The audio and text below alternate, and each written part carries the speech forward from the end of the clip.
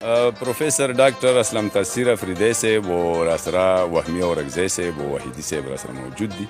غواړو چې څه ناڅه د ټولو نه مخکې وهمي صاحب لږی مونږ میلمه دی له رزینه هم راغلی، نو غواړو چې هغه نه څه واورو. وهمي صاحب څه به راپرېږدو؟ یاره ډېره مننه چې ما ته مو مکه راکړه.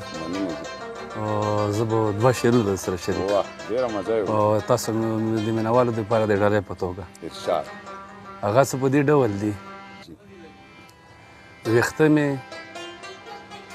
واورین شوي، ویښته مې واورین شوي، که ویښته مې تک سپین شوي، ویښته مې واورین شوي، که ویښته مې تک سپین شوي، څه فرق خو راغلی آینې زما څهره کې.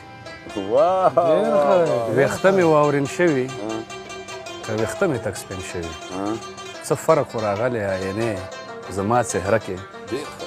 د خپلې ځوانۍ قبر ته لاس لپه په دعاو،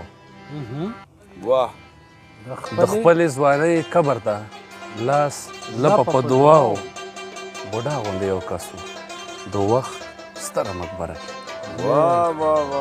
مننه ډېره مننه.